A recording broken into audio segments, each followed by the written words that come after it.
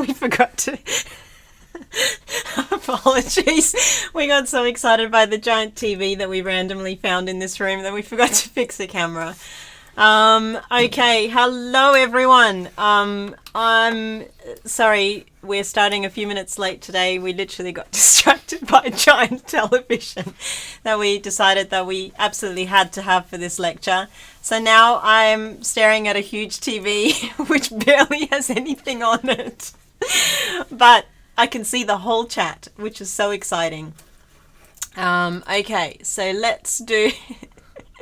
I know, I wish we could, I don't know how to take a photo of this giant TV, but it's, I think, Tom's about to, maybe. Yeah, Tom's about to do the TV. It's, I think it's about my size. Okay, Tom's about to show you this ridiculous setup that we now have going. Which just makes no sense, but whatever. It's week 10. Nothing much is making sense now. It's the other Tom. It's Tommy. Tommy's here and Tammy's here. And so exciting to have them both today in the room as well. So it's a bit of a party. You gotta dance to the music and stuff. So amazing. Okay, so I think today, our second last lecture together.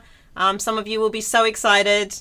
I feel a bit sad. It's always sad when it comes to the end, but I hope that you are all, doing well and kind of feeling good because it's all coming towards a break, which is always exciting, and hope that you have something, a good break planned as well, but not until after the exams, of course. Okay, so today we're going to have a super exciting lecture. It's going to be all about all about the exam information. It's a lecture that everyone has wanted for a while now. There's been lots and lots of questions about the exam. So no longer will you have to wait and ask. This is it. The excitement of what is going to be in your exam. Amazing. Okay. So last week we did, it was a short week. I hope everyone had a nice long weekend. What did everyone do? It turned out Tom and I were in the same place out of Sydney, but we didn't see each other, but it turned out that we could have been walking down the same beach and my dogs could have met his dogs, and that would have been really exciting, but that did not happen. My dogs did meet a lot of other dogs, but not his dogs. Okay, so let me know if anyone did anything except for assignment 2. Of course, I should have known. Of course, assignment 2. All right, we also talked a little bit about multi-files. We made a multi-file project and you kind of got a little introduction to it. And then, for our final piece of information that was shoved into your brains, when I stole all of your, brain cells, was abstract data types. We learned about the stack. So that was pretty exciting, a pretty good way to finish the week, I think. And someone said, when will the mark for assignment 2 be released? Usually after the exam. Because we've got 2 weeks to mark them and the exam is only 1 week afterwards. Okay, so for our final week, exam info, the format of the paper, how to prepare, some hints and tips, examples of questions. Then we're going to start our beautiful revision. And we will take it from there. In the revision, we had linked lists and we had pointers. They were very close as the things that people wanted to revise, with the close third of I'm now thinking about abstract data types, with arrays of structs. So if we have time, we're going to do a bit of arrays of structs. Okay. Live lecture code can be found at our usual link, and Tammy or Tommy will paste it in the chat. Also, my experience surveys, they are available. Please, we ask you to fill them out so you can get to them either by Moodle or by using that link. We use that information to be able to improve the course for the next cohort. I always have lots of ideas. I want to make changes, but I want to support those changes with changes that you also need. I've got a few ideas this time. I can see that a few things didn't work so well and a few things did work well. So those are the things that we want to carry over or not. But I need you to tell me, that perhaps didn't work so well. That was a bit stressful, or that worked really, really well. Please keep that going. So it's really good to have that type of feedback that we can then use, to run the course and to make it better as well. Okay, fantastic.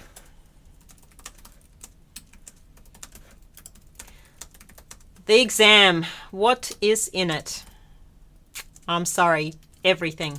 Everything that we have learnt so far. So there's lots of focus on simple if statements and while loops, variables, so your ints, your doubles, your chars, your structs, strings, which is just an array of char, arrays, obviously, because that's one of your hurdles, pointers, linked lists.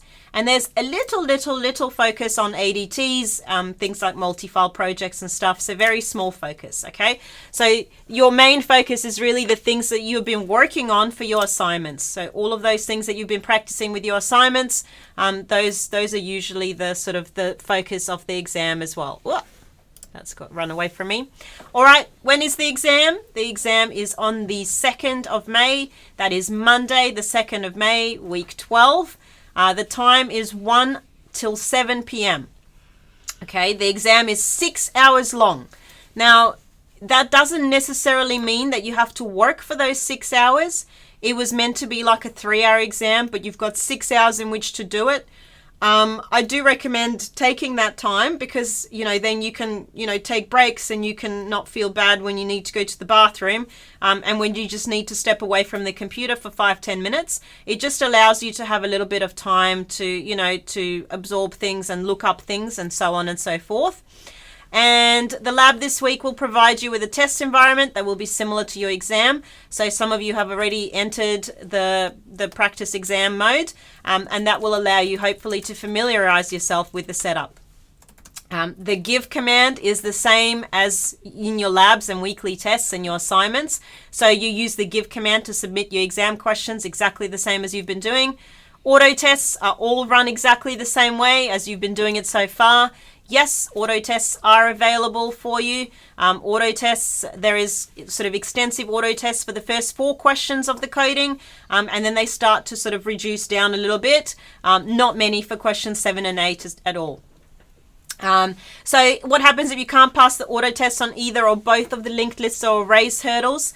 That might happen. See if you can, first of all, match the output, right, to make sure that it's... Oh, it says weekly test. Sorry, that meant your weekly problem sets. Apologies. So make sure that your output matches. But if not, any hurdle question that you do not get basically 10 out of 10 for, okay, I look at them manually and I give you marks for them based on what you've solved and how close you are to the final solution, okay? So you can get quite a lot of the marks, not being at the final solution. And this is why I want you to write neatly. So do your coding neatly so that I can see what it is you are trying to do and understand what's happening. To give you some idea, like question 1 and 2, usually there's not many of those questions that don't pass auto tests. Usually almost everyone will pass auto tests to make, to give you that kind of a base on which to base yourself on.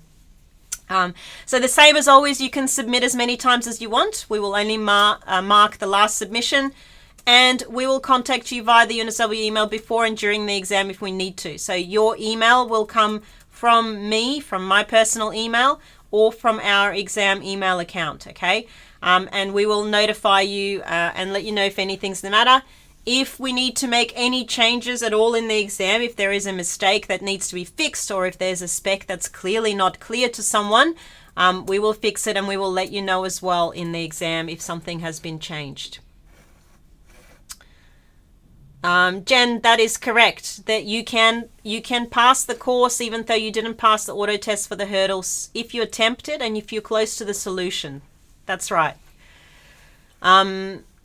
So I have given like a 7 out of 10 for people that were or an 8 out of 10 for those that didn't pass auto tests, but they were close to the solution. But please make sure that you first compare your output to whatever the output is that's meant to be in the example and try and see if that's if that's the problem kind of thing. Okay. There is an array hurdle. That is going to be your question 1 or your question 3, okay? You have to get at least 50% in either question 1 or question 3 to pass the exam, okay? Similarly, there's a linked list hurdle, and that's question 2 or question 4.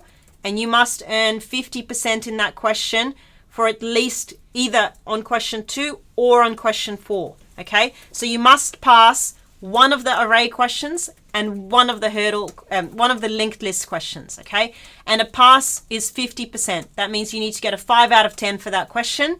It is in your, I guess, please try and get as many marks as you can, obviously, but it is, the hurdles are not usually what holds someone back from passing this subject.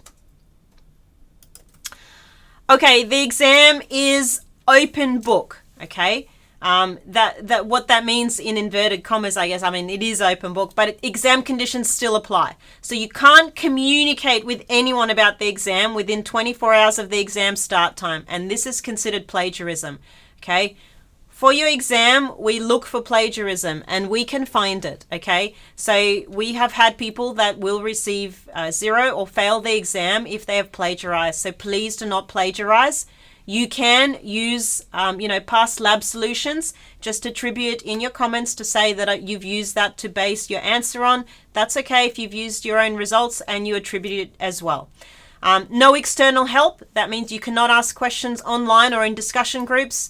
We do monitor for this. I have had things taken offline in the middle of exams before. So please, make sure to keep on those conditions. Okay.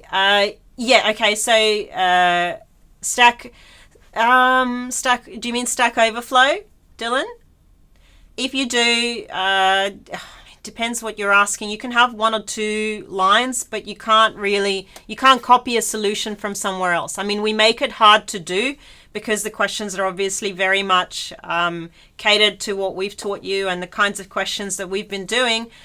So you can use a line of code as long as you attribute it, but not really more than that. You can, how to reference a past lab solution, you put a comment and you say, this is from my lab solution, blah, blah, blah. I've had ones that say, this is I used the lecture code from week, 6. There is no lecture in week 6. That was a terrible example. I use a lecture code from week 7 to base this on, so... And there's only so many ways, for example, you can implement a stack. So you might use that code, but you attribute it. You say where it's come from. No discussion of the exam or sharing your code with anyone except for COMP1511 staff. Okay, this is really important. Again, this is something that we can see happen. So please make sure you do not share your code or discuss it with anyone else, even 24 hours after the exam. Okay, some people have special provisions in the exam. That means their exam goes longer, or it means that they have a different time for their exams. So please, no discussing within 24 hours. Kind of either end. Don't discuss the exam. Okay, please use the following email address. We will have a team dedicated to monitoring the exam. I will be there throughout the whole exam also. Basically, it's just a whole bunch of us sitting on a Zoom call screaming at each other who's got which email. Tommy and Tammy were in it last term. And at one stage it involved me realizing I've got no charge left on my computer and having to run home while still on a Zoom call on my phone. So they just kind of got to watch me sweat and run for about 30 minutes whilst yelling things like, you take that email. Okay, so we will answer straight away. Basically is the moral of that story. So please, if you have any questions at all, if you see something that doesn't seem right, if something is really not working and you're feeling like you're going to throw your keyboard out the window, any issues, please email us, okay? Contact us on that email. It will be available in the front page of your exam also. Okay, so you will receive an email from your UNSW email on your UNSW email address a few days before the exam, and that email will contain a link to the exam website, okay? You can try clicking on it all you want. There's going to be nothing there until 1 p.m. on the 2nd of May, okay? Unless someone stuffs up and generates a paper for you, which they will not. So there will not be a test paper there until the moment, until the 1 p.m. mark on the 2nd of May. Now, we personalize the papers, so your paper will become available at 1 p.m. on the 2nd of May. It might have some differences to someone else's paper, and that is to make sure that you do not have a chat to anyone about your paper. Command needed to fetch your exam is exactly the same as the one in your practice paper, which will be shown in your labs this week. So it's going to be, 1511 fetch exam. What that will do is it will copy all of the files over, all the starter code over, so you'll have the whole thing ready to go kind of thing for you. Okay, fit to sit.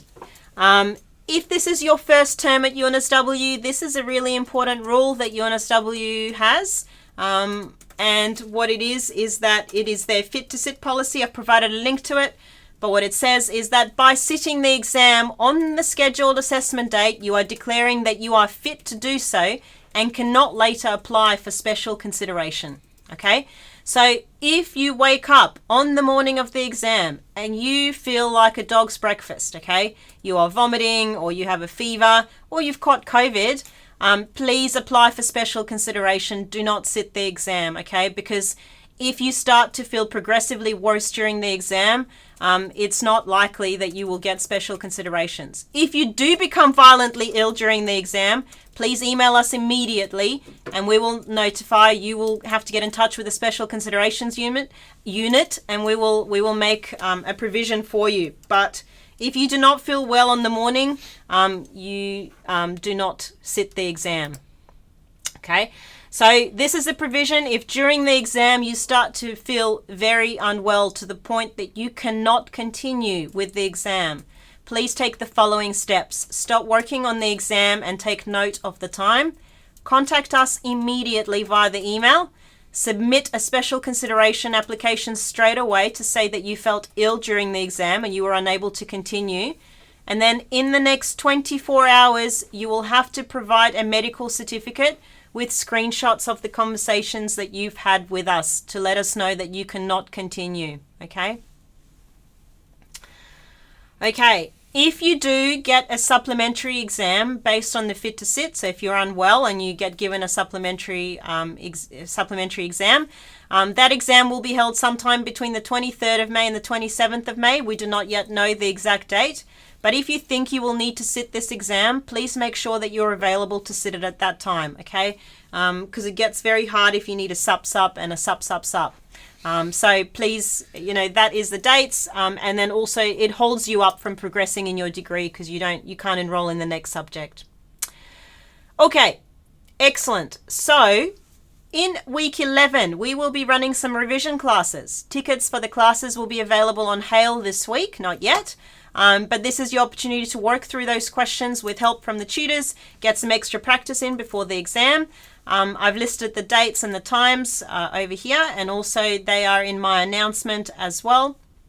And so we'll see how fast these fill up as to what we do and if we put on another class as well.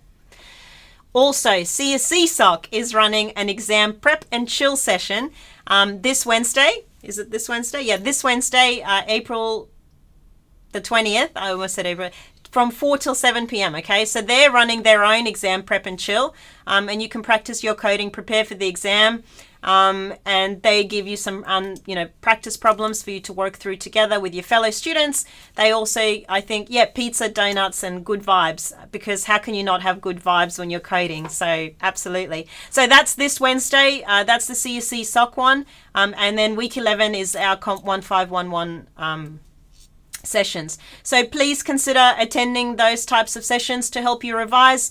And what I find also, it really helps with the procrastination factor because you're somewhere and you're kind of forced to work on some problems. So it's like you're doing studying and you can't really procrastinate in that environment, which is always quite pleasant. Okay, the format of the exam. And this is, everyone wants to know the format. So here, I've got like one huge screen over there, and then this one is cutting off. Hang on. There we go. Okay, so what's the format of the exam? 20 short answer questions, okay? Some of them are multi-choice. Some of them are short answer, but basically they kind of ask you to understand what pieces of code are doing, interpret that piece of code, interpret diagrams, and there's examples of the types of questions that you get in the week 10 practice exam. It's 20 of those, 1 mark each, 20 marks in total. Then there is 8 practical questions. Each one of those is 10 marks each. So 8 questions for 10 marks each, that's 80 marks. These are your programming questions. They're similar in style to the questions you did in your problem sets and your revision exercises that we will make available as well. They are also rated, 1 star, 2 star, 3 star, to give you an idea of how difficult each question is and to give you an idea of where to aim for as well. So we hope that everyone can attempt and complete the first 4 programming questions and obviously all 20 of the short answer questions as well. For the short answer, yes, there we go. I'm about to tell you what you're going to do. For the short answer questions, so 20 questions, 1 mark each, total of 20 marks. How well you understand C programming language, some coding concepts. Some questions are like, what will this code do? Some are, how does this concept work? And again, so what you'll do, and you'll have an example in your prac exam, so you'll see how it's done.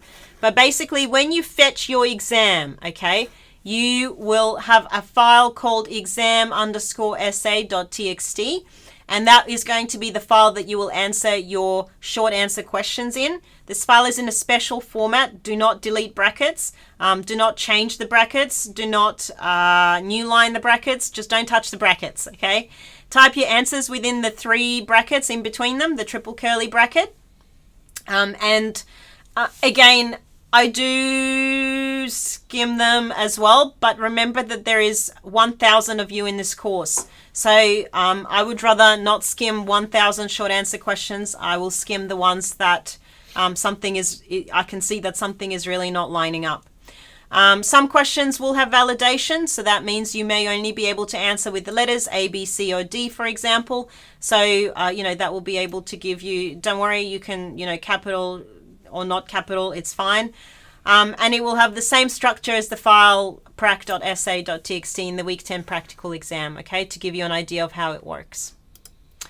Okay, the practical questions, they are of varying difficulty. Again, there's 8 of them. They're 10 marks each for a total of 80 marks.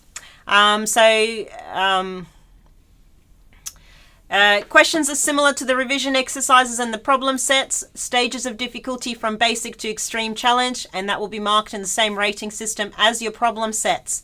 Okay, so you will be able to know, where you stand and whether or not you'll be able to do that question and whether or not to waste time on it, okay? Some will have provided code as frameworks. I do have an example as well today of one of those. Each question will need to be written, compiled, and tested. You'll have access to auto tests, but they're just tests. Please do your own testing as well to make sure that everything is working. Harder questions will have less auto testing, and there's no specific style marks, so you don't need to explain your code in the comments. But again, please adhere to some nice style, because if you're not passing all your auto marking and I have to look at your exam manually, I don't really want to see something with no white space and no indentation, because it'll be really hard to interpret what on earth is happening. Okay, so please, code nicely. You just don't have to do all the sort of comments and stuff like that. Okay, let's go for more information and then some examples as well. So when you fetch your exam in the beginning, it'll also copy over any starter files that you may need for the practical questions. And we've kind of been doing a little bit of, sort of starter file questions. So that's, so you'll be familiar with that. Read all the questions before starting. So just have a read of what's going on, what the exam wants you to do. Start with the easier questions, okay? Please just start at 1, 2, 3, 4, build up to the difficulty, okay? Prepare a couple of minutes thinking about each question and drawing out a diagram. It will really clarify how you're going to approach this question. Actually, on one of the forum posts, someone posted this hint as well, which was a really nice, I think it was on the Student Become Teacher exercise forum thread. And the student said also, a couple of minutes just thinking out and drawing what you're going to do will save you a lifetime of pain. So just think about what the question is asking and what it is that you need to do. Break it down to smaller bits. Okay, so use your problem set revision practice. Debugging and testing will be important here, and auto tests are available. Now, answering less questions but completely is better than more questions partially answered. So if you have not been able to complete a single 3-dot exercise this whole term, you're better off focusing on the first 4 questions, right? And doing them perfectly than you are in attempting those questions that you haven't been able to do the whole time. And then whatever time you have left, you can spend on the 3-dot, if you've got time. Okay, let's look at some examples. Practical question. Questions 1 and 2, they are 1 dot, okay? And they are truly 1 dot, okay? Similar to practical test question 1 or 2, question 1 is an array hurdle, question 2 is a linked list hurdle. These questions are there to test your ability to create simple C programs, use variables, so int, double, and char, use scanf and printf, use if statements and while loops, use simple structs, arrays of int, of doubles, of structs in question 1, and in question 2 you might have some sort of, you're using a linked list, okay, but you are not inserting into it or removing from it, okay? That's not so question 2 is a much simpler. You just need to go through a linked list and perhaps do something, count something, figure out something, but you don't need to insert a node or delete a node. Okay, then an example of question 1, okay, and this is one, if we have time for arrays of structs, that's the one that I kind of did as an example, this one. Okay, so question 1 is going to be something that you're going to loop through an array of structs and you're going to gather some kind of information about it. So what this means is, given an array of structs where each struct is that, direction has an int number in it and a char direction, print out the total of the number of steps taken in a specific direction. So for example, if direction is L, find all the structs with direction as L and add the numbers in those structs up. And it might say, edit the function int total, blah, blah, blah, blah, blah, which kind of tells you what you need to return and what function you need to do. Now, lots of our questions will have like the main already there. We've written the main, and you have to do the helper function that actually does the work for whatever's happening, okay? And I'll show you an example of that, but also that should be in your prac exam. So your prac exam question 1 has kind of like that exact example of having this array of struct question, but also what you need to do, and seeing that there is a main function that's already written for you, and then you have to do just the actual helper function that does all the logic.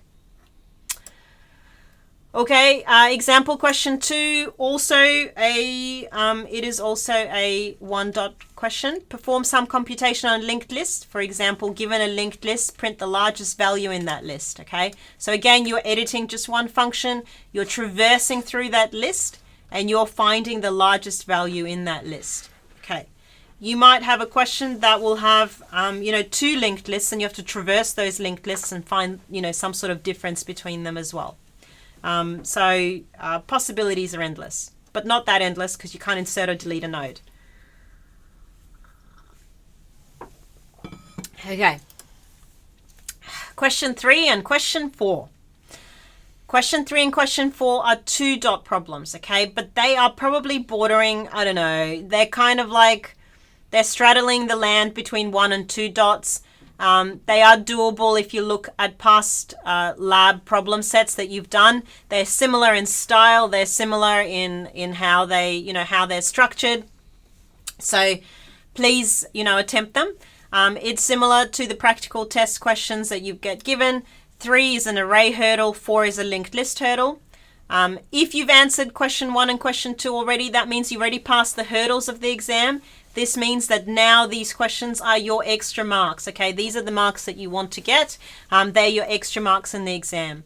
They are the harder applications of the hurdles. You'll need to know everything from question 1 and question 2, in addition to being able to loop through maybe more than once, maybe doing some insertion or removal of nodes for question 4, so for a linked list, and testing more difficult conditions and keeping track of more than one thing.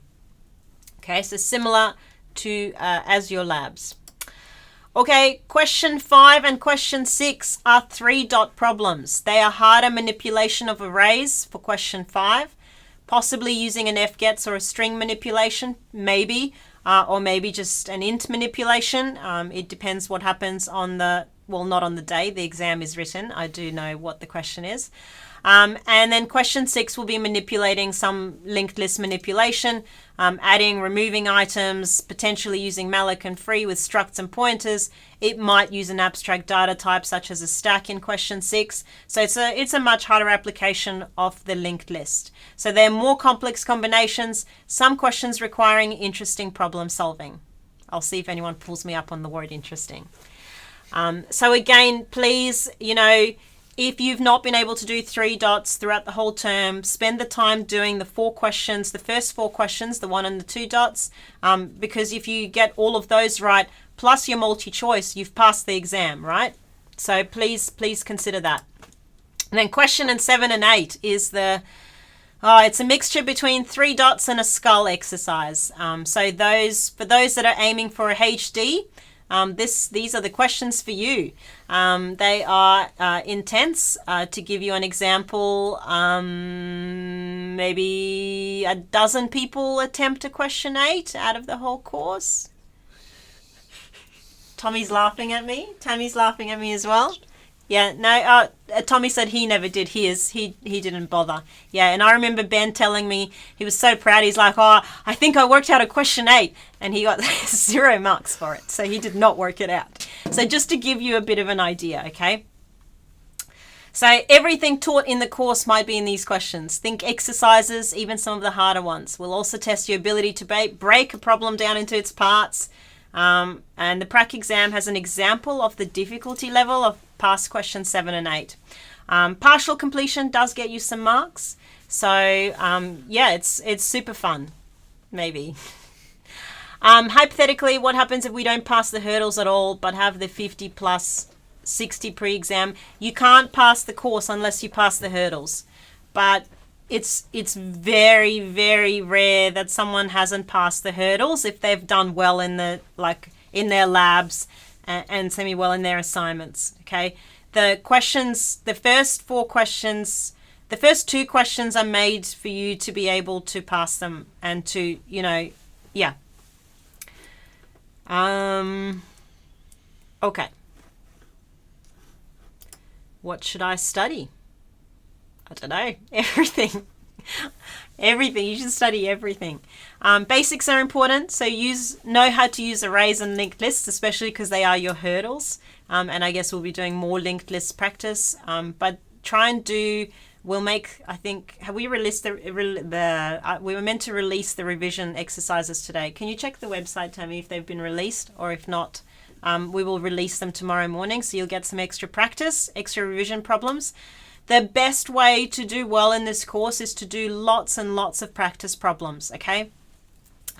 That's really the best way to get better at programming, just overall, is to just, keep practicing and keep doing different types of problems. Oh my gosh. So go back and do the problem sets if you haven't already. Also do our revision exercises. If you want, you can attend the CSC event, which might have different questions as well. And the revision exercises as well. So variables, structs, if, looping, functions, arrays, linked lists, oh my, just a bit of everything. They're very important to understand. You'll need to have some understanding of strings, pointers, and memory allocation to be able to work successfully with char arrays and linked lists. But obviously you don't have to know every little thing about them. And the stretch goal is the abstract data types and multi-file projects. Okay, so they're not really the focus of the exam. So don't worry. We have focused on, before you kind of got a bit overwhelmed, we've focused on those aspects. Most of the marking is automated.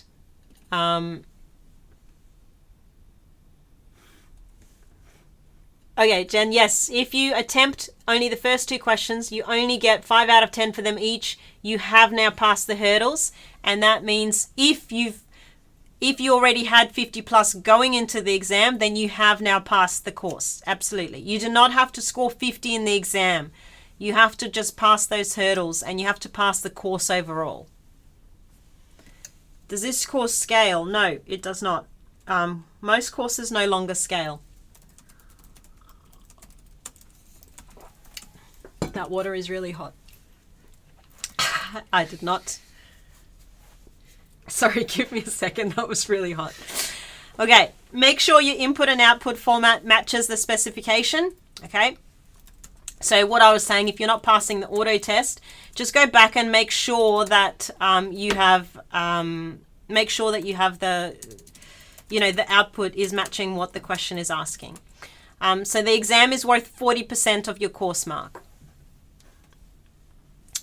Answers for hurdles will also be checked by hand, but in fact, I check a lot of questions by hand so as to give you the most possible marks, so that you can pass the course. Marks will be earned for correct code, not for passing auto tests. So make sure you've got, make sure you're not just writing rubbish as well. Please, just write code that you think will work, because that's what I would love to see as well. So minor errors like a typo in an otherwise correct solution will only result in a tiny small loss of marks. Okay, so don't worry about it. Okay, how much is a credit? A credit is 65% and higher. 65 to 75 to 74, 75 to 84 is a distinction, and 85 plus is a high distinction. Okay, and 50 plus is a pass. So you need to get 50% in this course to pass the course. Okay, there is 40% is the exam. That's how much it's worth of the final course mark, and 60% is the class component. So the assignments and the problem sets.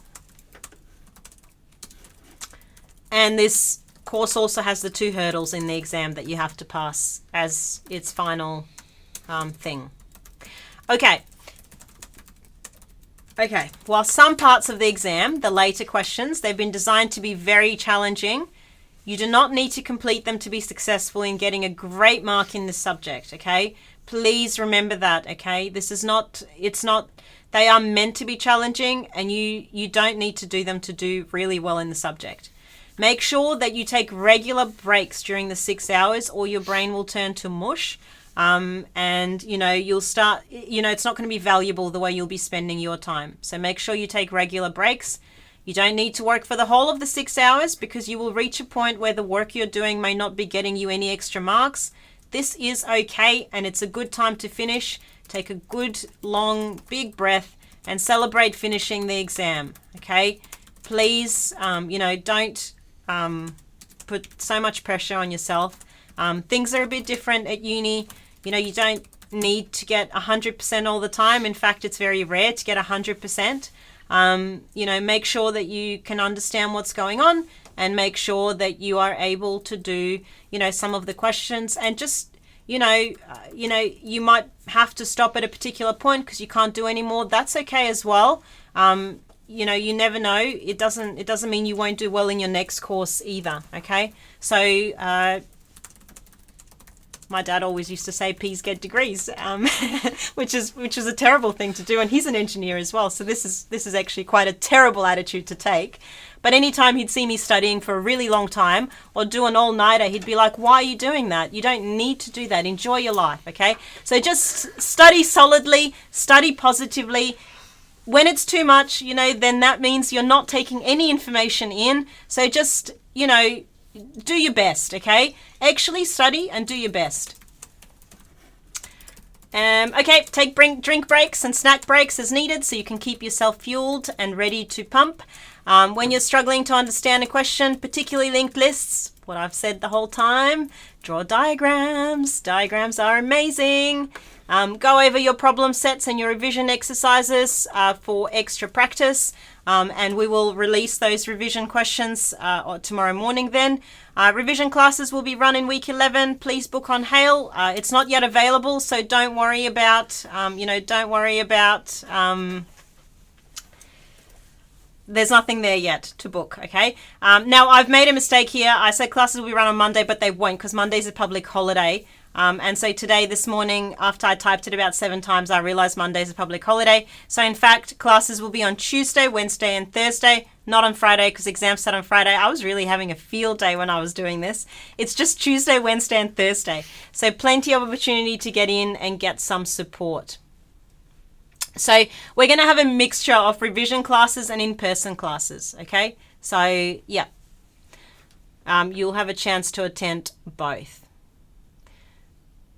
Oh, I can see all these people pulling all-nighters. It's not good for your health. Okay, there isn't any mention of HD or D in the trend. It's just for your peace of mind.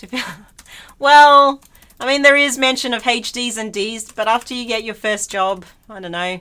No one's looked at my transcript in 20 years, okay? I found it the other day and it's grown mold, just to make you feel better. So, I wouldn't, do your best and actually enjoy what's going on. Oh, no, exam is on E. That's terrible, actually. I didn't realize that. Oh. You might be eligible for special cons for that. So have a chat with special considerations. Okay, let's take a little break before we start revising. Yay! And I've gone off the riddles today. I just want to know how you're all doing.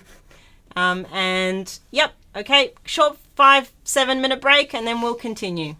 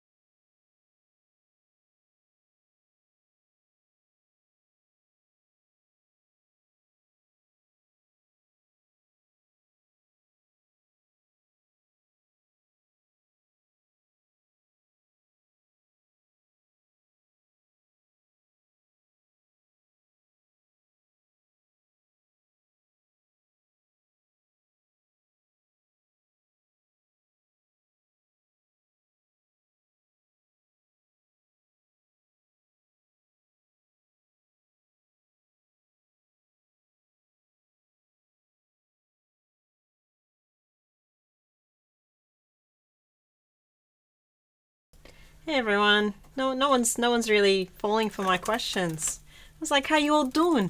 And no one's replying. I think everyone's a bit stressed. I don't want you to be stressed. Okay. Yeah. All right. Let's get back to the lecture. No one actually no one replied. Are you excited to be in computing? Tammy, run a poll. Are you excited to be in computing? I want to know if people are excited or if they're just having a break from feelings whilst they do the exam. Is this first term at uni everything that you have wished for? Yeah. Oh, someone's planning a trip overseas. Oh my gosh, that's actually a thing now. We can go overseas. That is incredible. Ah, that's amazing.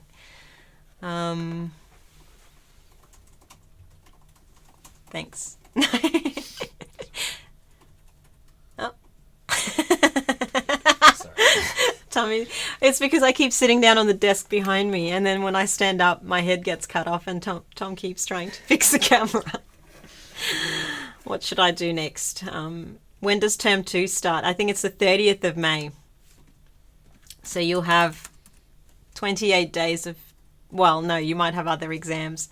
I was like, yeah, other subjects exist except for COMP1511. You might have other exams. But other than that, you'll have some peace and quiet for like 20 days. Will future CS assignments be as fun and adventurous as 15111 ones? Yeah. Yeah, for sure. No, there are some pretty exciting, I think, yeah, there are some, well, I feel like my opinion is super biased, which is why I'm a bit lost for words. But I think there's some pretty dedicated lecturers at CSC who really love what they do. And I think they really, really try hard to kind of make it fun and exciting and engaging. They do teach quite difficult concepts as well. So, you know, there's a lot to learn and there's a lot to, you know, take in sometimes, but always kind of like feedback to them as well, what's going on, because everyone is happy to sort of make, you know, make changes and you know, improve their courses as well. That's part of the fun. I guess, yeah, I wish we could be face to face again. That would be quite fun as well, but I guess not. Yeah. Okay. Let's do it. Let's continue. It's revision time. Oh, thank you so much. That's really, really lovely. It's lovely to see that feedback because we do work hard in 1511. All your tutors work really hard. I hope I work hard. And yeah, it's really kind of, I don't know, it's really nice to be able to give you the confidence to continue in the degree as well and to know that you can do it. And I know that this course can be very hard, and I actually sometimes think this is probably the hardest course, not because of the content, but it's because you're getting to know it all for the first time. So that can be very difficult in itself. And then after that, it's just, you know, everything gets better, I think, and just having breaks as well. But it is, the trimesters can be very, very intense sometimes. So yeah, so thank you everyone for, you know, doing that. Okay, the puns. I do love the puns as well. Although someone made a pun on on a forum post, and I have to say I didn't get it. I had to ask someone what it meant, and they were like, okay, blah, and I'm like, oh, I missed that completely. Went right over my head, that one. So I'll have to apologize for that. But yeah, I also really love the puns in the chat. So whenever you feel like punning, pun away. I'll try to slip some into my, just you know, just whilst I'm speaking, see if you notice it. Okay, so revision time, it's pointers. Because you all love pointers so much, and everyone wanted to do a little bit more pointers, we're going to do more pointers. So let's, oh gosh, now this camera, because I've had to move closer to right, that's really close. Now you just, it's like my face, just explosion of just grey hair. There's only like 3 grey hairs, it's okay. All right, pointers, they are another variable type in C, okay? And what they do, and I hope that you know this by now, they store the memory address of another variable. And I know that for the most part, it's not the theory part of pointers that people have a problem with. It's just the implementation of them and getting used to them. So we will practice a few little practice problems today, hopefully clear up what pointers are doing. But just for a quick, rehash of theory. Okay, let's say we have this piece of code here. Int number is equal to 3. Okay, so we'll go down into our house and we're going to put a 3 into this house. This one is called number. Then I'm going to have a variable called int house, and I'm going to make it equal to 5. Okay, this one is house, it's an int, and its value, my pen is not calibrated, is equal to 5. Okay, excellent. Good, and now we move on to this third thing. Now int star means it's a pointer. Number pointer is the name of the variable, and it gets the address of number. So I'll go here, I'll get the address of number, and I'll put the address inside my pointer. So the and is where do you live? I live at the address of. Oh my God, that camera. Okay, and then if I want to dereference it, so I want to find out what is inside your house, because I'm a bit creepy like that. What is inside your house? I want to know what's there. I shouldn't have said that. There's no air conditioning in this room. I'm going insane now. Okay, then we have a star to that pointer, and if you add a star to it, you dereference it back. So and gives me the address of, and if I dereference this pointer, so if I do dereference this variable, what I'm saying is go to this address and get me what is inside here.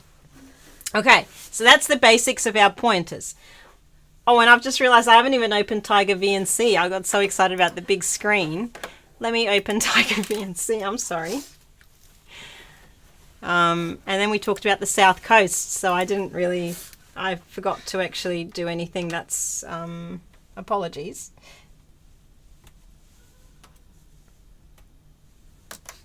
Okay, let's try this again. Okay.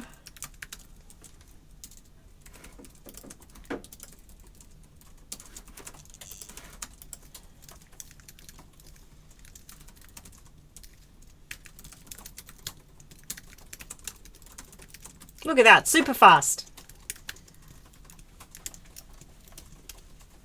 There we go. You barely blinked and there it is.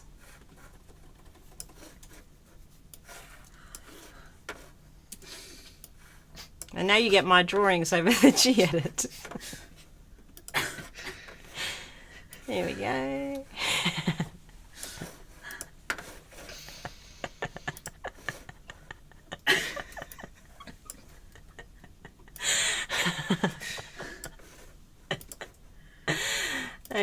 Okay, here we go. Beautiful. Okay.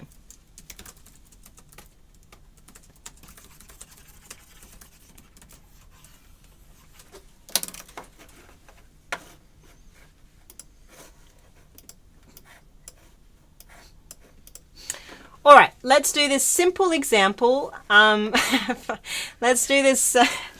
Oh, God. Oh, yeah, I shouldn't have said that. Anyway, back to it. But it's like dereferencing is really, I want to know what's inside the house, okay? I need to stop. I need to stop with this example. It's going nowhere. Okay. Okay, so someone's asked for this is a good break here. That's excellent. What's a point to whatever's in your house?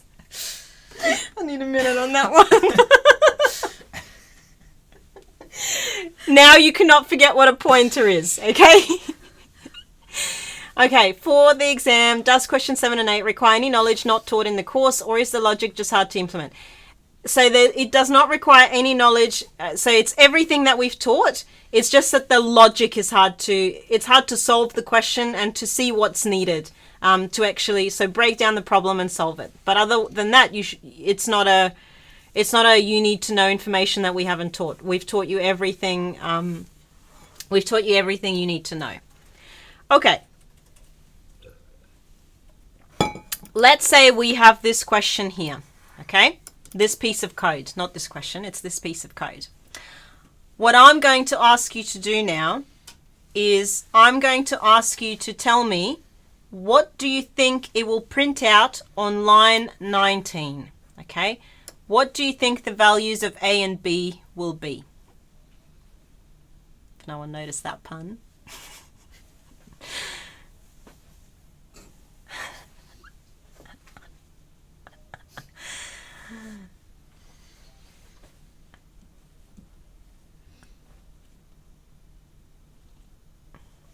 All right, so Mark reckons it's 10 and 20. Okay, a few people reckon it's 10 and 20. We'll draw it out because I love drawing. Okay, so far we think. Okay, oh, that's a terrible color. That's why I can't see anything.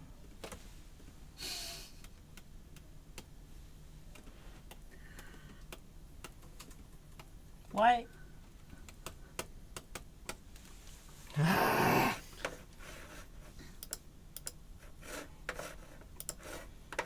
Okay, so A, the possibilities that people think 10, B is 20, okay, and then someone thinks it might be 10 and 10, okay, very nice. Any other guesses, choices?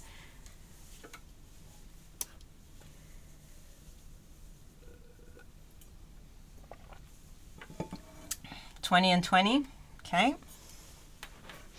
Any other choices? Choices? Yes, that's the one that I wanted to do. Yeah.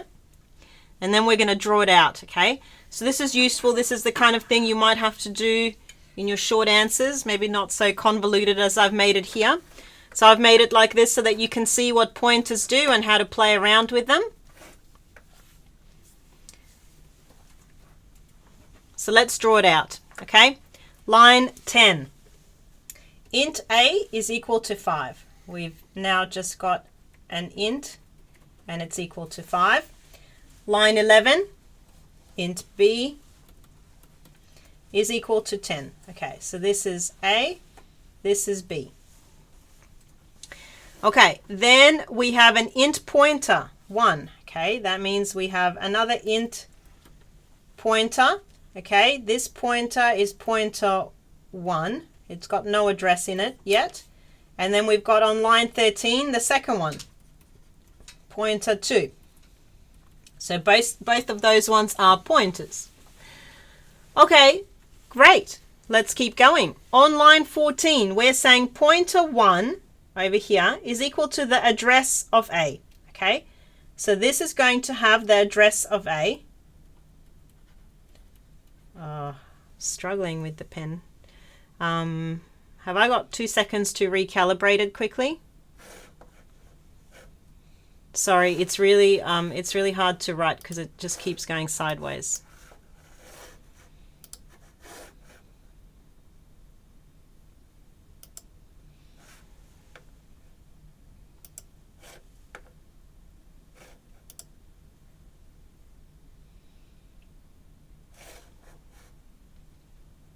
Where on earth do I can't remember where I calibrated. I've done it before. Tom, we've done it before.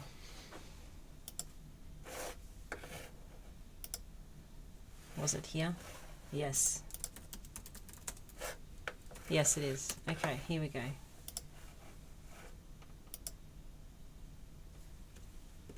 Oh, great. Now you get to watch target practice.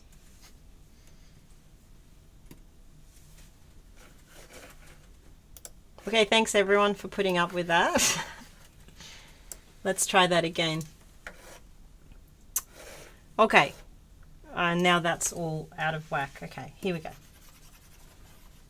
Okay, let's quickly go through it. Okay, int A is equal, oh, that is much better. Okay, this is my int A, it's 5, and let's say the address is 0, 0, 0. Then I have int B for my line 11, and it's equal to 10, and let's say the address is 0, 0, 1. Okay, then I have a pointer, pointer 1, let's say the address is 2, 0, 0, 2, and then I have a pointer 2, and let's say the address is 0, 0, 3 of it. Then on line 14, I say inside pointer 1, could you please put the address of int A? So the address of A is 0, 0, 0. So that's what's going to go inside my pointer. And on line 15, I'm going to put the address of B. So I'm going to place into it the address of B, which is this part here. Great. Then on line 16, I say dereference pointer 1 for me and make it equal to 10. What that means is dereference pointer 1. So go to the address stored in pointer 1. So go to the address and make it equal to 10. Okay, so now I've made it equal to 10. Great. Okay, now I'm going to go to line 17 and I'm going to say pointer 1 is equal to pointer 2. How exciting. So what does that mean, do you reckon? What does it mean is going to happen? What's Shrey doing in the chat? I've just been talking about people having a break and resting. Okay, so what do we do? What do we reckon happens on line 17 when pointer 1 is equal to pointer 2? What do you reckon is going to go inside here?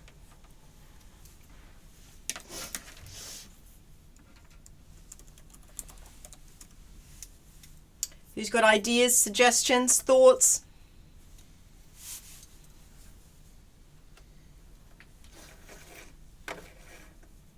Yep, excellent. Well done, well done. So pointer 1 is equal to pointer 2. I'm going to collect what's sitting inside here and put it in here instead. Excellent. And now I'm going to go and dereference pointer 1, which means go to the address of pointer 1. So go to the address of 001 and make it a 20. And then print it out. So, yay and yay. We will finish with A being 10 and B being 20. So well done, okay?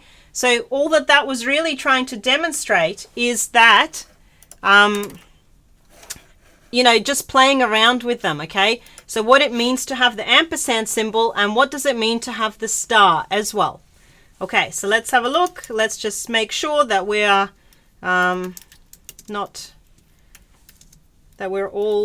it's all happening, okay? It's compiled and let's run it. And we've got A is equal to 10 and B is equal to 20. Amazing. Okay, so can you just, Paul, sorry to point and use fingers. Could you please run a poll to see if this very basic dereferencing and address of makes sense? Because that's really usually when you kind of start to go, I don't know, what does the star mean in front of it? It means go to the address of and collect what is at that house.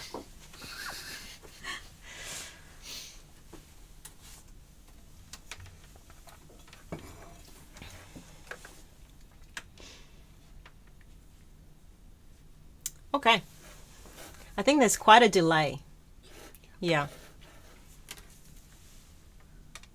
All right, I'm going to erase this and then we're going to do a little pointer experiment with functions as well.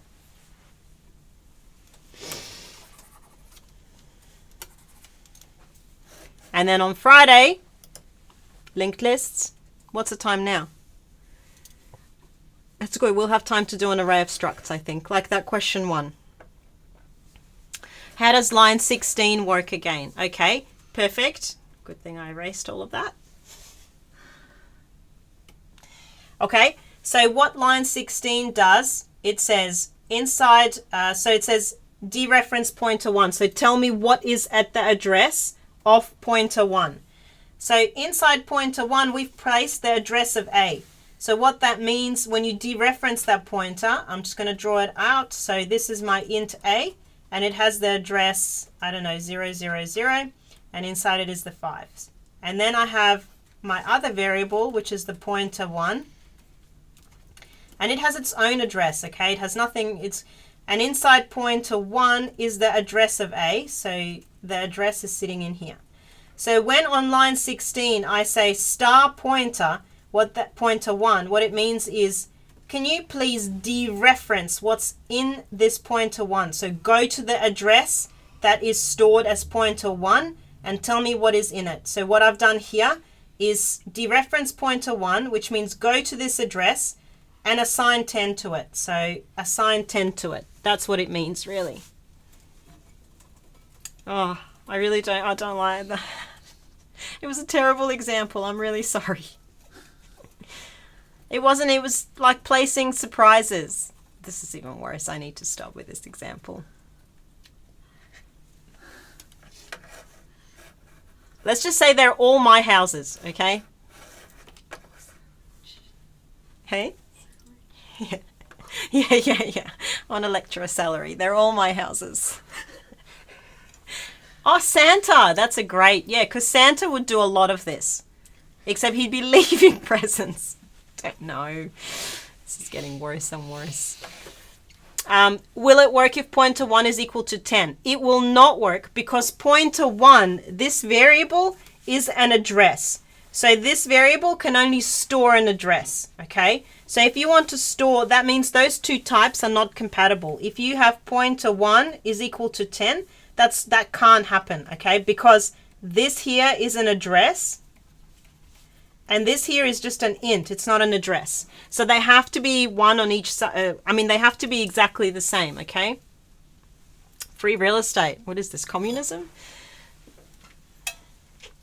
Tooth Fairy, the Easter Bunny. There are so, actually, our whole society is based on this really weird, like, visitation of houses.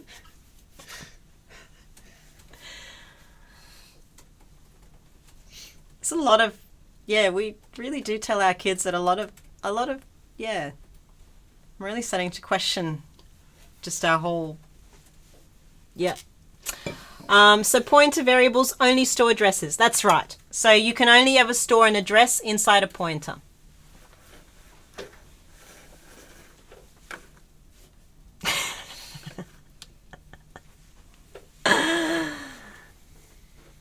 Aha, how was it we swapped two numbers again using pointers? That is a great question, and that is my next example.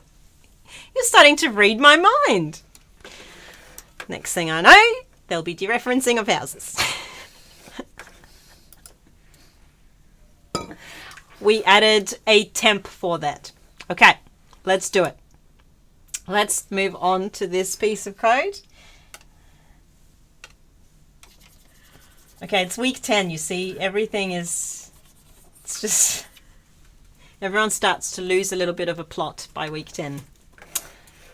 Here we go. Okay, let's do it. Let's demonstrate the use of pointers in functions, okay? And we're going to do the swap functions right here. I actually have it right here. Oh, I didn't even remove the code for it. I should have.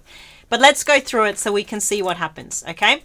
So basically, think of swapping as I have a glass of milk and I have a glass of water. You can have whatever you want in those glasses, okay? And I want to swap them over. I want to have the glass of milk in this one and the glass of water in this one, okay? How can I do it without, I can only do it with having a third thing to hold something. Otherwise, I'll mix the milk and the water, which I don't really want to do. So this is why when you swap variables, you use a third thing that will store one of those things. So it's like an extra glass to store the milk or the water, depending. So what we do here is our swap function. Notice that it's a void because it doesn't return anything, okay? When you're swapping two numbers, you can't really return two items. So you use pointers for that, because when you're using pointers, you're modifying things at the address, which means, you don't need to return anything because it's already being changed at the reference. Okay, so the function is given two pointers. It's given a pointer for number 1 and a pointer for number 2. Okay, with just the int star is what says it's a pointer. The variable 1 is number 1. And a pointer, and number 2 is the name of the second pointer. All right, so the first thing I've done is I've got an int temp, okay? So what that's doing is it's just creating not a pointer. I don't really need a pointer. I just want to store the value of is it milk or is it water, right? So let's say I've got my int star number 1. I'm just going to call it n1 because I don't have enough space to write it. And int star number 2. Okay. And then to swap them out, because what I want to do is put whatever's in here and here and put whatever's in here and here, I need to have a third variable, otherwise I'll lose touch of what it is. So what I've done is I've created a temporary int here, so just a normal int, okay? And inside it, what I've done is I've dereferenced whatever is sitting, the address that's inside here, okay? So I've said get me whatever is sitting at the address over here, okay? Which means that if the address here is whatever, I'm going to put that inside here, whatever was at that address, okay? Then I'm going to dereference whatever was here, so the address that was here, and place into it whatever was the address here. Let me go. No, this is not working. Okay, let me do it with numbers, because otherwise it's very confusing. Let me do it with numbers because it's impossible otherwise. Let's do it like this. Okay, we're going to use these numbers, and I'm going to say that I'm going to swap over here, and I'm going to give it 2 addresses. Okay, so that means I've given it here, I've created num1, and the address of it is 0xFFF, for example, and it's equal to 13. And then I've made num2, and the address of that is 0xAAA, and I've given it number 1. Then I've called the function swap, and I've given it the address of num1 and the address of num2. That means it comes over here, and it's got the address of, so that what that means is that your number 1 over here, so this number 1, so this int pointer number 1 is equal to the address of the first one that I've sent it, so 0xFFF, and then I've given it number 2, which means that it's got a second pointer here variable, and it's got the address of the second one, so 0xAAA. Okay, then I've taken this temp and I've made an int temp here, and what I've done is I've said dereference number 1 for me. What that means is check out the address located in this pointer and go to this address. Okay, I'm going to go to this address. What is in here? It's 13. That means inside my temp, I'm placing the number 13. Okay, now I'm saying dereference the address that's in the first pointer. But remember, we do the right side first. I shouldn't have done that. So before we dereference that, then dereference, do the right side first, and then it assigns it to the left side. So on the right side, we have dereference number 2. So go to the address of here. I've got number 1, and then place it inside the dereferenced in here. Okay. So I'm swapping them out. Basically, I'm saying that this is now equal to 1. Okay. So my first one is now equal to 1. And then on the bottom, my second one is now equal to 13. So this one is now equal to 1, and this one is now equal to 13 because I've placed the temp in here. Okay. So the reason I couldn't just say, number 1 is equal to whatever's dereferenced in number 2 was because 1 is an address and 1 is an int. So it's not, you have to have address to an address, an int to an int. That is quite a hefty diagram I've drawn there. Was that a question, or were you just okay?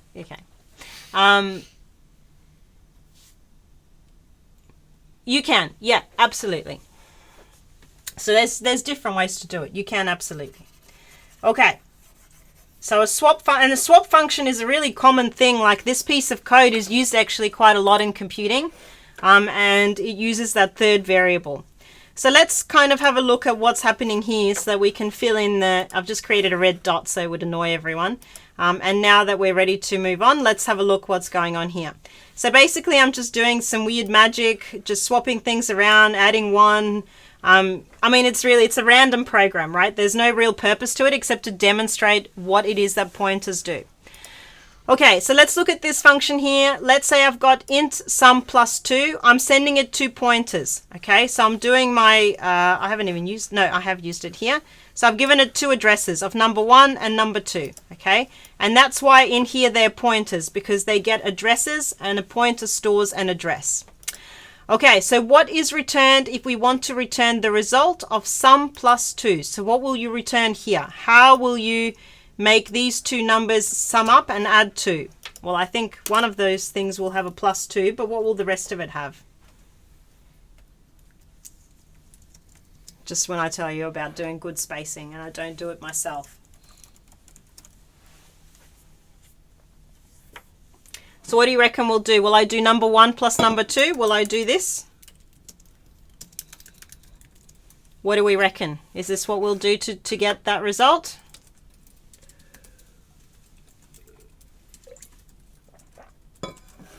Yep, that's right. So I can't do this because this is a memory address and so is this. I can't, well, I was going to say I can't add up the two memory addresses, but let's not go there. Let's pretend that we cannot do that, okay? So what you need to be adding numbers and numbers and numbers, exactly. So you need to dereference it to find out what is the actual number stored at that address, okay? And then what I'm returning is whatever stored at the address of the pointer, so whatever that number is, whatever stored at the address of the second pointer, so whatever that number is, and then I'm adding 2 to it, okay? Now this function here is now a void, which means it doesn't return anything. We don't need it to return anything because we're going to change things right at the source. So how do we add 1 to the number? What do we reckon we do there? So I want to say, should I do number 1 is equal to number 1 plus 1? What do we reckon? Does that look right?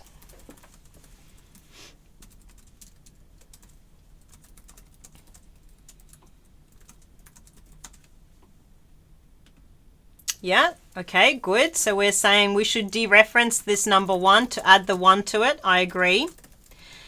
And can I store it inside this pointer, number 1? Can I do that?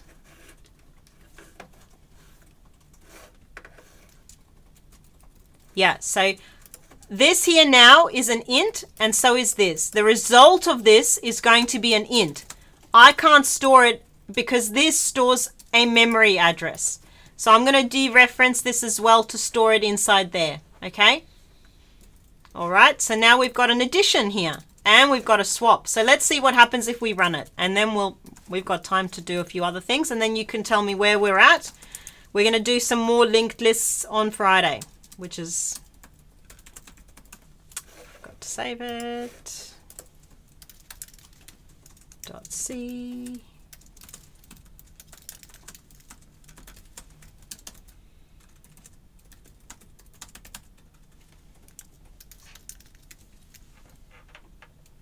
Okay, so what have we got? Let's go through. Oh, I shouldn't have done that. I want to clear it. I want you to tell me that. Hope no one saw that. Did anyone see that? Probably everyone saw the answers.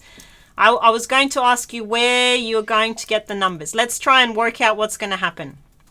Okay, okay, so the first one, I've got number 1 plus number plus number plus 2. Oh, everyone saw the numbers. All right, well, it's too late. Oh, I had such good plans. I should change the numbers. Yes. Let me change the numbers. How about that? That's sneaky. What numbers should I use? Well, 42, 10. Okay, let's have a look. Okay, so the first one here, what I'm going to do is I'm going to say %d plus %d plus 2 is equal to %d. I'm giving it number 1, number 2, and then I'm saying, can you please do for me for this one, sum plus 2, number 1 and number 2. So what I've done is I've sent the address of 42 and 10 up there. We already talked it out, so you're going to know that it's going to be equal to 54. And then I did some serious magic over here. I swapped some numbers. I did num plus 1 at num1, num plus 1 at num1, and then I did it again. So what do we reckon this line here will return for me? Line 37, what will it give me? What will it give me? What do we reckon? So right now we have something that looks like this. We have num1, and num1 is 42, and I have num2, and num2 is 10, an odd one. It's upside down and backwards, but anyway, not sure what happened there. Okay, so, and then here I did sum plus 2 and whatever it gave me. Now I'm saying here swap and num1 and num2. Okay, so we know what the function does because we went through it before. It's really going to have something like that after this. Okay, Then we're going to have num plus 1, change it at the address of num1. So we're giving it the pointer of num1. Okay, so we're going to add 1 to it. So that's going to become 11. And then we're going to have another num plus 1, and we're going to do it again. So it's going to be 12. And then we're going to have 12 plus 42, which is equal to 54. Is it? I'm starting to question myself now. A few people are getting 56. I can see Tommy and Tammy questioning themselves as well.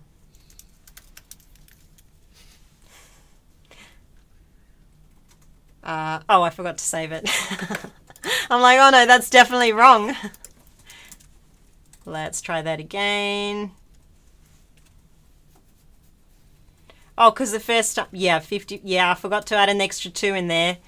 Absolutely, yes. Yes, okay. I forgot to actually do the maths. I just did the num plus 1 and finished it there. Yeah, 56. Well done. Okay, excellent. I even tricked myself with that extra 2. Okay, how are we feeling on the pointers? Is that, what? Yeah. Tammy, could we run a poll on pointers, and then we might do a 10-minute question about array of structs?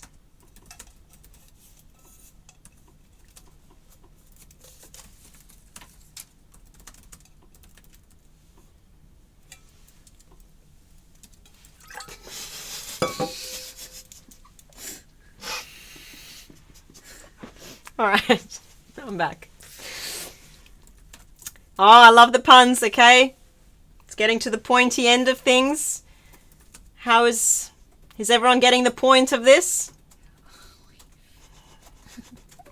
Tom's giving me a very solid stop it. You're confused as to when you need to pass the address of a variable and when to pass the value. It depends what the input of the function wants to see, okay? So if my function, I'm saying that it's going to get a pointer, then I pass it the address of, because an address of is a pointer.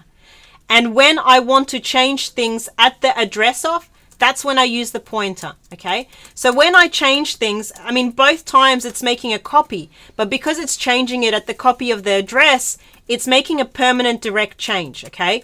Whereas if I'm changing just a variable, that means I have to return something, the output of that, okay? It means that I'm not actually doing anything. I'm not doing anything at the address. The original thing, the original variable still remains the same. But when I use a pointer and I change it at the memory address, then it's changing the original value as well, okay? I hope that answers it. Let me know if not. And how do I know when to return and when it's void? Another very good question, and it depends what your function is doing, okay?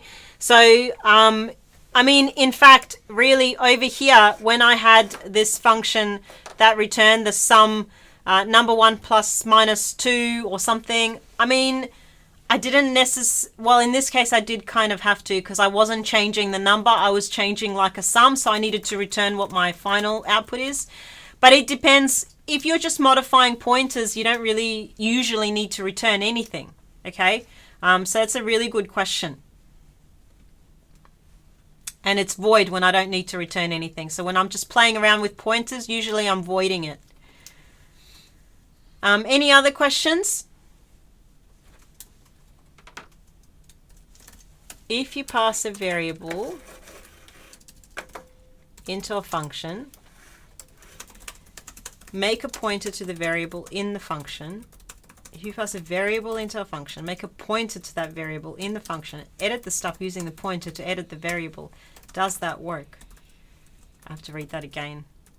If you make a variable into a function, if you pass a variable into a function, I understand, make a pointer. No, because you're modifying the copy of that variable, okay? So when you pass a variable to a function, that function makes a copy of whatever you pass it and places that number into it, okay? So you're then modifying the other address of that copy. Yeah, so it's not the original variable. So what happens is this. Should I draw it? I keep telling you to draw things. This is my opportunity to draw some boxes. Let me show you.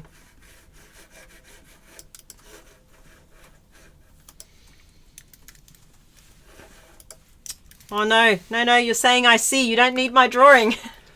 All right, I won't draw it then. Does it make sense to everyone else what happens? So when you pass a variable to a function, the function makes a copy. Even this thing here, this is making a copy of the variable address, okay, of the pointer, okay? But because the address, even though it's a copy, the address is still the same. You're still changing things at the address. Yeah, so you make the pointer before you give it to somewhere. That's right. And that's why you would maybe pass the pointer already, okay?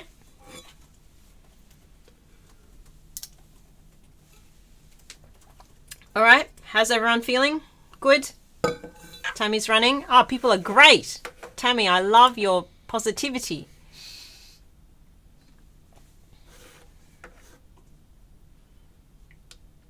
Ah, thank you very much. I have made my point. I've tried to make a point.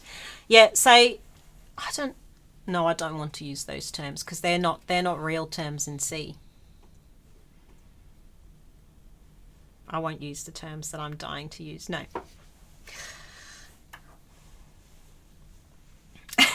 Thank you, Jeremy. I need a drum set so I can do little drum beats here. Okay, excellent. All right, let's do an array of structs because we have like 15 minutes. It's not worth it to do a linked list. Also, I haven't really prepared a linked list yet. I have a few ideas for linked list problems. I think I might do some of the problems that we actually had. I might do, yeah, I've got 2 ideas for our problems for linked lists, so I will do those on Friday. It's going to be super duper exciting.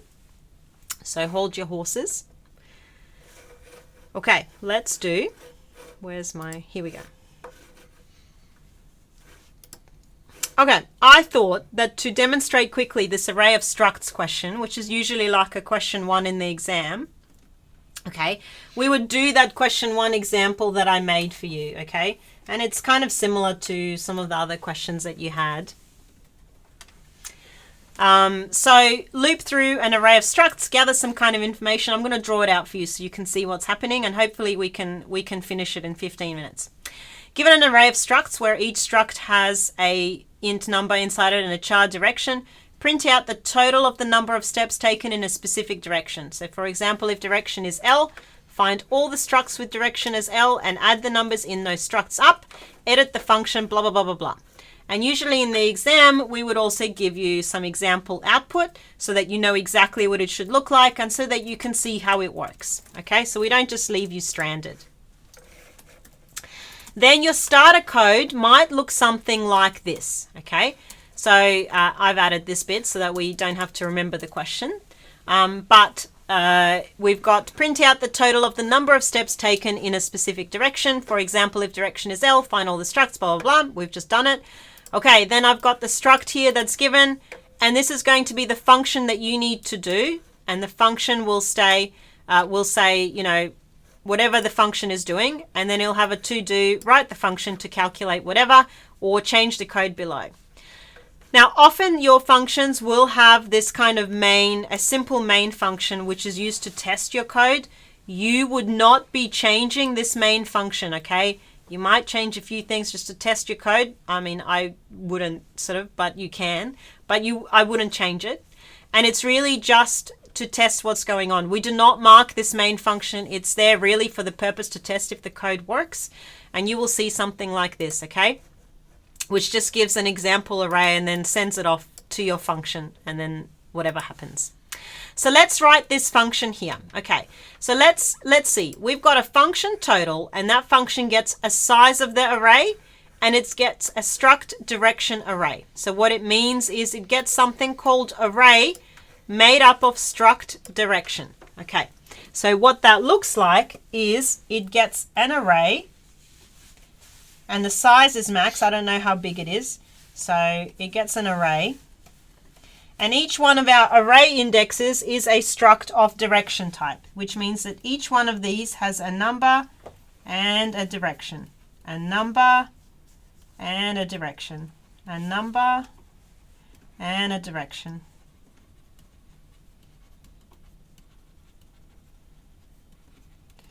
And so on and so forth, okay? Now, if you remember the indexing for arrays, 0, 1, 2, 3, 4, 5, onwards, starts with 0. And this over here is called array. Okay, now who remembers how we access either one of, because now I can't just say, okay, I want to know what is at array at index 0. How do I actually get a particular number or a particular direction? Who remembers what we do to access the member of the struct? How do we access the number? What do we do if it's just a normal struct and we want to access the number bit of it? Yeah, so we use a dot. So we'd say dot number to access whatever's happening inside number, and we'd use a dot dir to access whatever's happening inside that direction. Okay?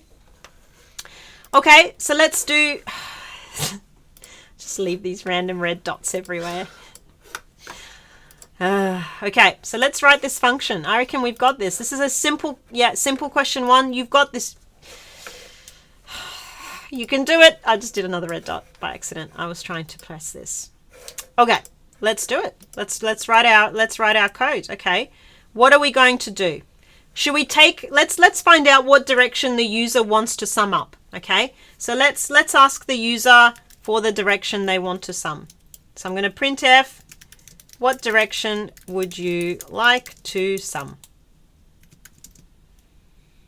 Okay, now we're going to need to scan in, if everyone remembers scanf, which means that we need to scanf into something that direction. Okay, now what will I be scanning in? A char or an int or a double? What do we reckon it's going to be?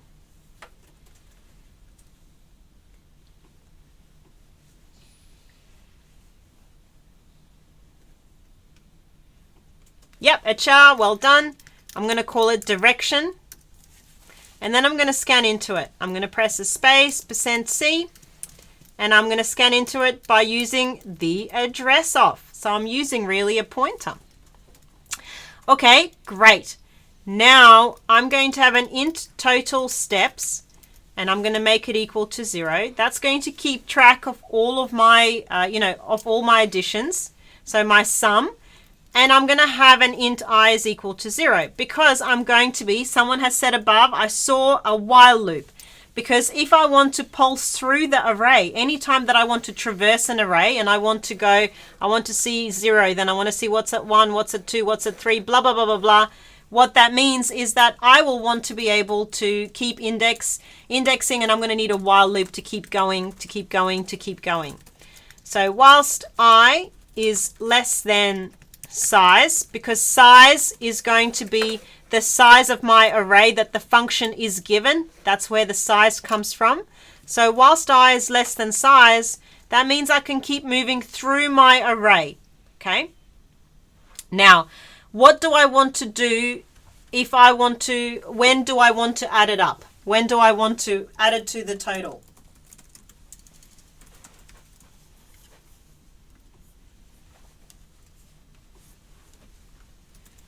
What do we reckon? When do I want to add it to the total?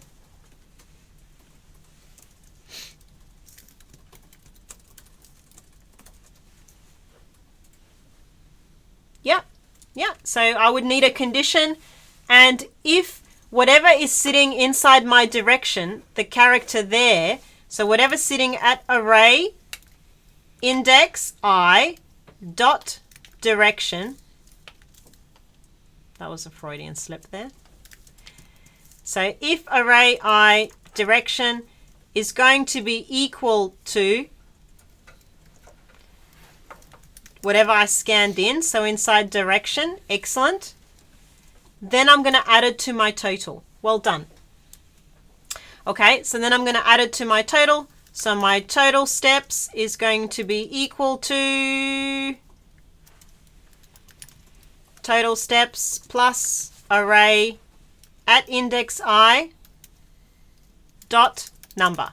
So whatever the number is that is at the same index. Okay, so what that's doing is if this, for example, that has, okay, let's do random numbers here.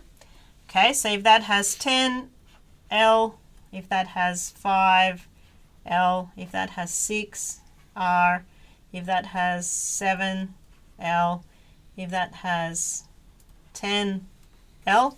Let's say I want to sum in the L direction. What that's doing is if inside here this is equal to L, then add this number to my total steps, okay? And then what will I return at the bottom? What will I return as my final step?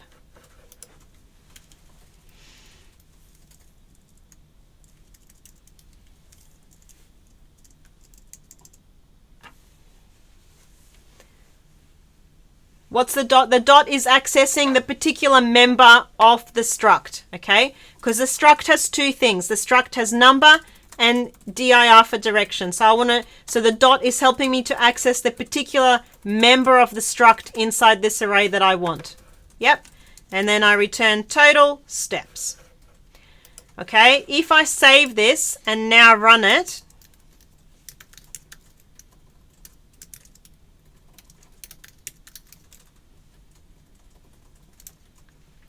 okay, so it should return, if I go to the left, it'll return 30 plus 15, 45. So let's have a look. So I'll run direction, let's go left, and then it returns 45. Now if I run it and I go right, it should return 25. Yep, because it's the 25 in here. And you can change the numbers to see that it's working, right? So now if I go left, it should return 25. I forgot to save it. F is not a direction. Save it.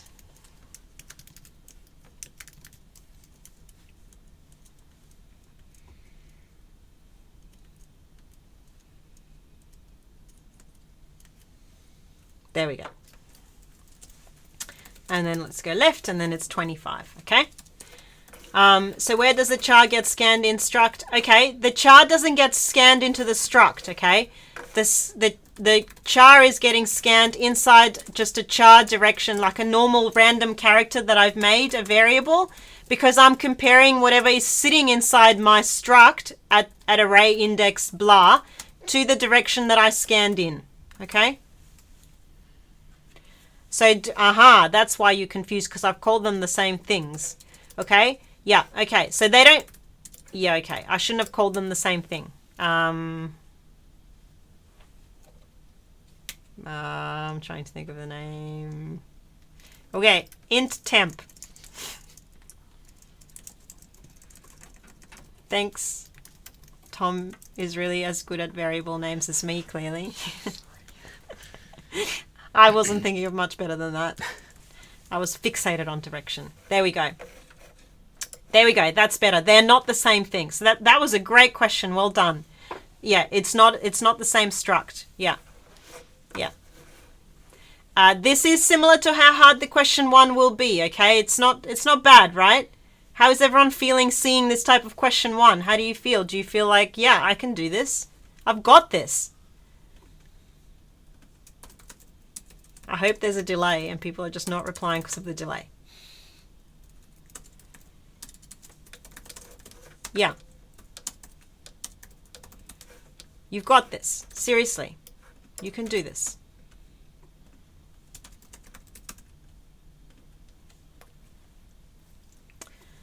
All right.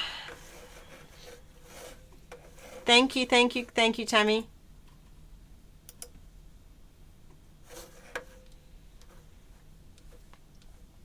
And all of this code, of course, is available. Oh, I forgot to do a feedback for this lecture. Oh well. Well, no one can comment on my weird dereferencing example then.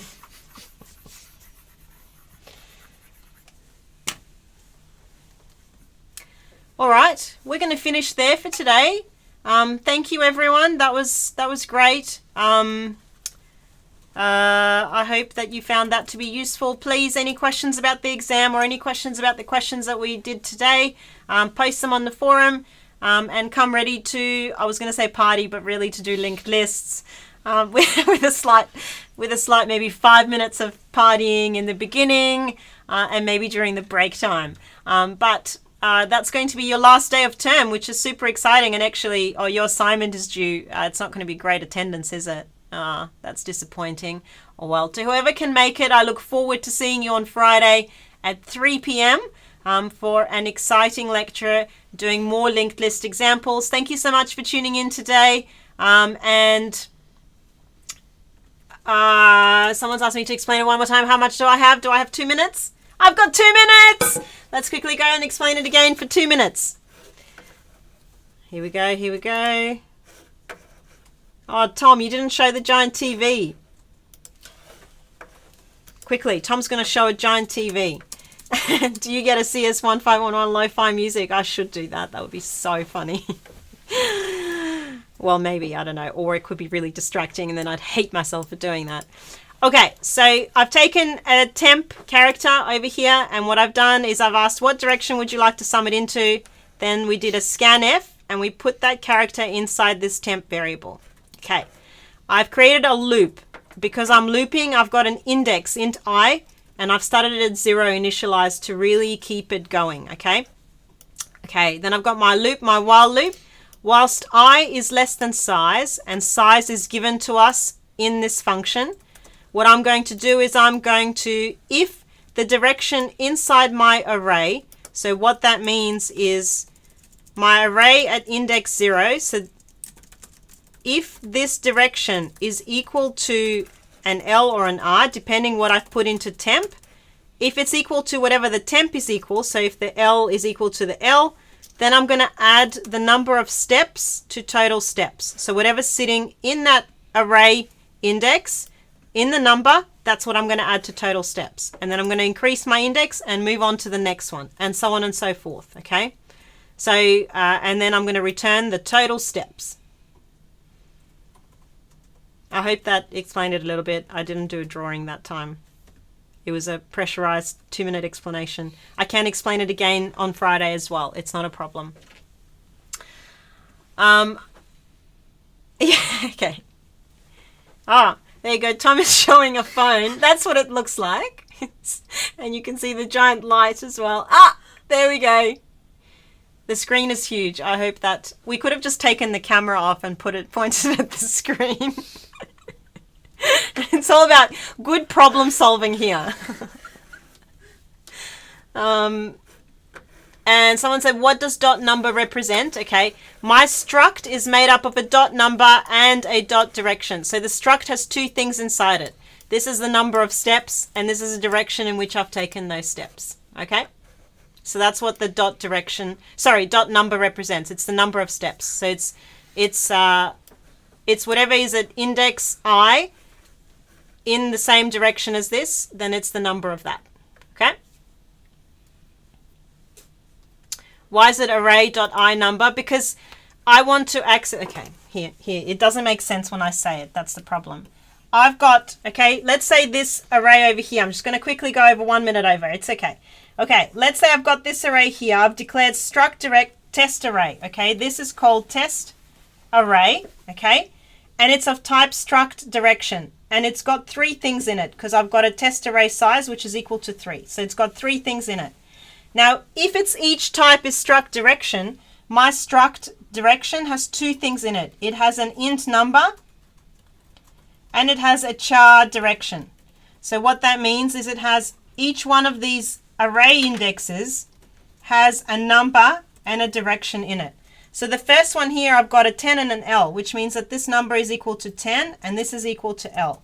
Then the next one here, the number is equal to 25 and the dir is equal to R. And then this one here, the number is equal to 15 and the direction is equal to L. So if I say array, or in this case test array, because that's what it's called, at index 1 dot number, okay, that means go to index 1 of this array and tell me what the number component is. So in this case, it's equal to 25. So that's what it means. Okay, does that clear it up? And then when you're looping through, you're checking this direction. And if this direction is equal to whatever's inside temp, then you're going to add up this number in. Okay, so try and go through this code again yourself, draw it out again and see what it's doing with a diagram. It will be really helpful. All right, everyone, I hope you have a good rest of the week. Enjoy the practice exam. and enjoy the rest of assignment 2. Please remember that we're running, there's still 2 more small group help sessions, one tomorrow, one on Thursday. Have a look on the help session page, and help session page still has all the other help sessions that are available to you. So please have a look if you need any help, and come along to the help sessions. There's also the CSC SOC running the chill and code session on Wednesday, 4 till 7 p.m. Pizza, donuts, apparently good vibes. A lot of promises are being made. So come along to that if you want to do some revision. But I hope that you have a good rest of the week, and I'll look forward to seeing you on Friday. Thank you so much, everyone, for tuning in. Bye.